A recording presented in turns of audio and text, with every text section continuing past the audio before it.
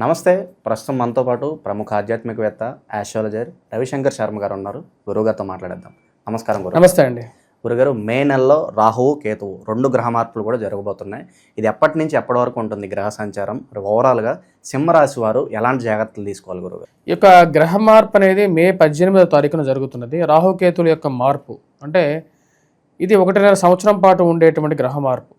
ఈ యొక్క గ్రహ మార్పు అనేది ఎందుకంటే ఈ సంవత్సరంలో జరిగేటువంటి 3వ అత్యధికమైనటువంటి మార్పుల్లో ఇదొకటి. అంటే శని మొదటగా మారింది.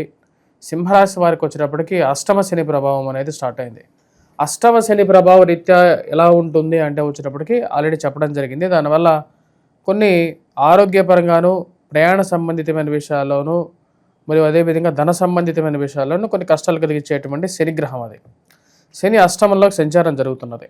శనిని దూషించడం కూడా తప్పే. యాక్చువల్గా చాలామంది తెలియక శనిని తిడుతూ ఉంటారన్నమాట. కొన్ని కష్టాలు జరిగితే శనిని దూషిస్తే ఇంకా ఎక్కువ ప్రాబ్లం జరుగుతుంటుందన్నమాట. ఇప్పుడు గురువు యొక్క సంచారం అనేది మే 14వ తారీఖున దీని గురించి క్లియర్గా చెప్పడం జరిగింది. మే 14వ తారీఖున గురువు ఈ రాశి వారికి, సింహరాశి వారికి సువర్ణమూర్తిగా మారుతున్నాడు.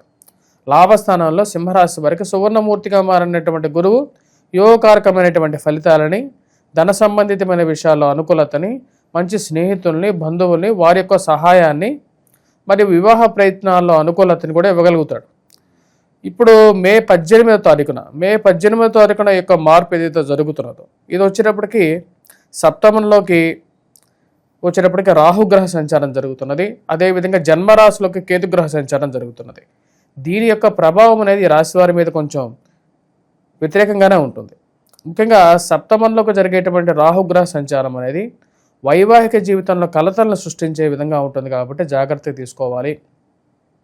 ప్రయాణ సంబంధితమైన వ్యవహారాల్లోనూ, దూర ప్రాంత ప్రయాణ సంబంధితమైన విషయాల్లోనూ కొంచెం అసౌకర్యాన్ని కలిగించే విధంగాను, జాగ్రత్తలు తీసుకోవాల్సినటువంటి పరిస్థితిని కల్పించే విధంగాను ఉంటూ ఉంటుంది. మరియు జన్మరాశిలోకి కేతుగ్రహ సంచారం కూడా జరుగుతున్నది. జన్మరాశిలోకి కేతుగ్రహ సంచారం జరిగినప్పుడు ఆరోగ్యపరంగా జాగ్రత్తలు, ముఖ్యంగా వయోవృద్ధులు ఎవరైతే ఉంటారో వారికి ఆరోగ్యపరంగా కొన్ని జాగ్రత్తలు తీసుకోవాలి. జన్మరాశిలో కేతుగ్రహ సంచారం అనేది అనుకూలతనైతే మటుకు ఇవ్వదు.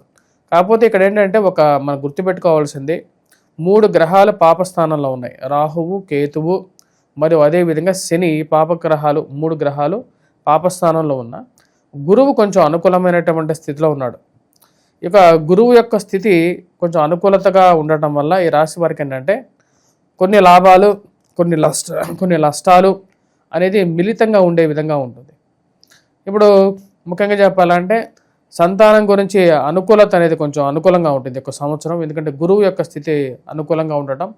వ్యాపార విషయాల్లో ఖర్చు కొంచెం ఎక్కువగా ఉన్నప్పటికీ ఆ ఖర్చుని ఈక్వల్గా చేసే విధంగా, అంటే సమాన విధంగా చేసే విధంగా గురువు యొక్క అనుకూలత రీత్యా ధన సంపాదన కూడా ఉంటుంది. ఇది ఒక మంచి అనుకూలమైనటువంటి స్థితిగానే మనం చెప్పొచ్చు. అదేవిధంగా ఈ రాశిలో ఉండేటువంటి వారు విదేశాన ప్రయత్న సంబంధితమైన వ్యవహారాల్లో అబ్రాడ్ ట్రావెల్ చేయాలనుకున్నటువంటి వారికి ఈ యొక్క రాబోతున్నటువంటి సంవత్సరంలో కొన్ని జాగ్రత్తలు తీసుకొని వెళ్ళండి. విద్య నేర్చుకోవటం అనేది ఒక మంచి సుగుణం. ఆ విద్య నేర్చుకోవాలనుకుంటారు. దూర ప్రాంత విద్య గురించి ఎక్కువగా అభిలాష అనేది ఎక్కువగా ఉంటుంది. నేర్చుకోవాలనేటువంటి కోరిక అనేది ఎక్కువగా ఉండటం, ఆ యొక్క అభిలాషను ఎలాగైనా సరే పరిపూర్ణం చేసుకోవాలి అని చెప్పి దాని గురించి కొంచెం ఎక్కువగా తోడ్పాటు, ఎక్కువగా శ్రమ చేయాలని చెప్పి నిర్ణయించుకుంటారు. ఈ రాశి వారు ముఖ్యంగా పునర్వివాహ ప్రయత్న సంబంధితమైన వ్యవహారాలు మరియు అదేవిధంగా డైవర్స్ రిలేటెడ్ ఇష్యూస్ కానీ ఇలాంటి ఒక కోర్టు వ్యవహార సంబంధితమైన వ్యవహారాలు ప్రథమార్థంలో అంటే ఫస్ట్ 6 monthsలో కొంచెం ఎక్కువగా బాధించే విధంగా ఉంటుంది. రాబోతున్నటువంటి మే, జూన్, జూలై, ఆగస్టు వరకు కూడా కొంచెం అలాగ ఉంటుంది. ఆగస్టు నుంచి కొంచెం పాజిటివ్ రిజల్ట్స్, ఆ కోర్టు వ్యవహారాల్లో కొంచెం పాజిటివ్ రిజల్ట్ రావటం. ఇక్కడ కుజుడు యొక్క స్థితి కొంచెం మార్పు జరుగుతున్నది.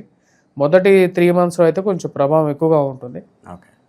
ఆ 3 నెలలు గడిచిన తర్వాత ఆగస్టులో ఈ కోర్టు వ్యవహారాల్లోనూ, మధ్యవర్తి పంచాయతీల వ్యవహారాల్లోనూ, భూ సంబంధితమైనటువంటి లావాదేవీల్లోనూ ఏవైతే లిటిగేషన్ వ్యవహారాలు ఏవైతే ఎక్కువగా ఉన్నాయో వాటి యొక్క ప్రభావం అనేది రాహుకేతువుల యొక్క ప్రభావం అనేది ఎక్కువగా ఉంటుంది.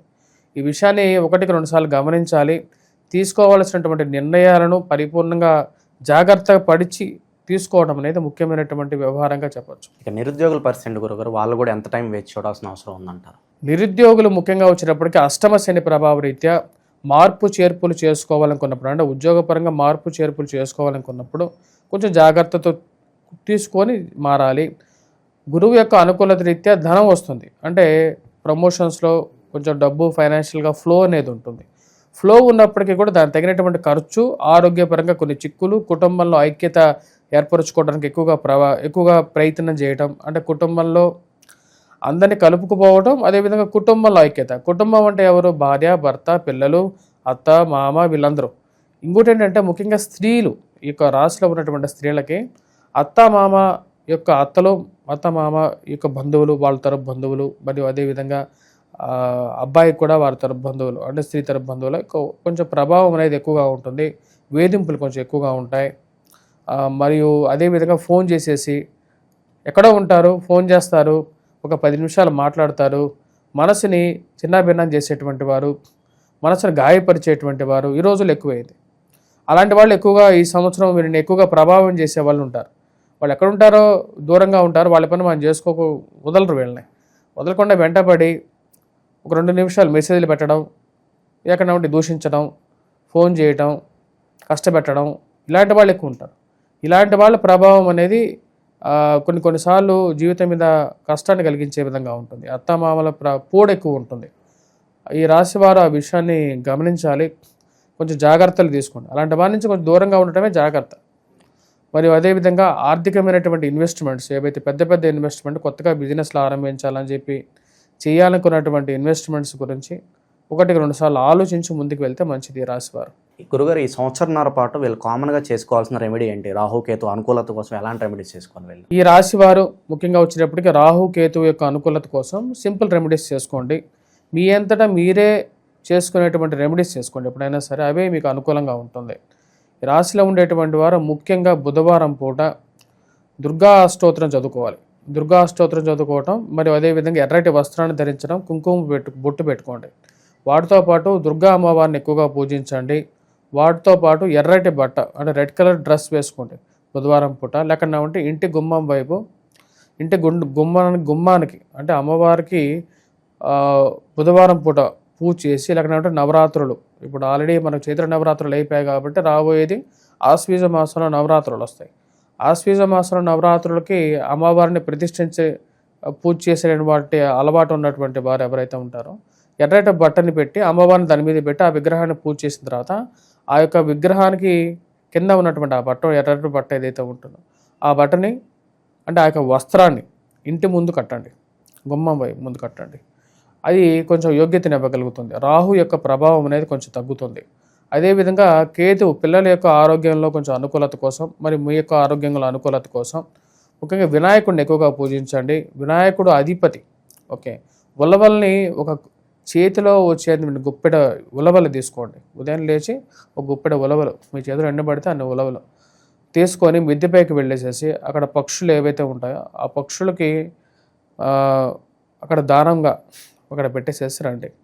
మరియు అదేవిధంగా వచ్చేటప్పటికి వీలైతే రాత్రిపూట ఒక తెల్లటి వస్త్రంలో ఆ ఉలవల్ని పెట్టేసేసేసి మీ తలగడ కింద పెట్టుకోండి, నిద్రపోండి. దాని తర్వాత నిద్ర లేచిన తర్వాత ఆ యొక్క తలగడ కింద పెట్టినటువంటి ఏవైతే తెల్లటి వస్త్రంలో కలిగినటువంటి ఉలవలు, ఆ సంచి మూటలాగా ఉంటుంది కదా, ఆ మూటను తీసుకెళ్ళి మిద్దె పైన అది మూటను విప్పి ఆ పక్షులకు ఆహారంగా పెట్టండి. ఇలా 2 విధాలుగా చేయొచ్చు, ఏదో ఒక విధంగా చేసుకుంటే మంచిది. మరియు అదేవిధంగా ఉలవలతో చేసినటువంటి ఏదైనా సరే ఒక పదార్థాన్ని వినాయకుడి యొక్క దేవాలయంలో నివేదనగా సమర్పించిన తర్వాత అందరికీ పంచిపెట్టండి. అంటే ఏదైనా సరే 10 మందికి పంచిపెట్టడమే పరమార్థం. మన హిందూ ధర్మం అంటే ఏంటంటే దానం, అందరికీ వేరే వారికి పంచిపెట్టడమే మన యొక్క జీవిత పరమార్థం అన్నమాట. అంటే మనలో ఉన్నటువంటి మంచి, మనలో ఉన్నటువంటి శక్తి. వీటన్నిటితో పాటు శనిగ్రహ సంచారం అనేది కూడా జరుగుతున్నది.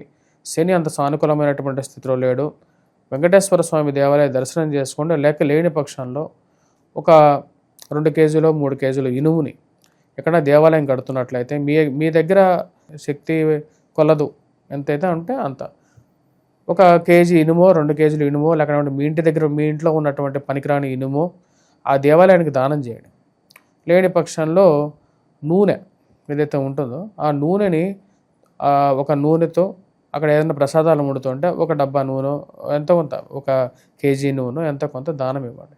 ఇలా చేయటం వల్ల ఏమవుతుందంటే నీలో ఉండేటువంటి జరగబోయేటువంటి కొన్ని అనర్థాలను నివారించడం జరుగుతుంది.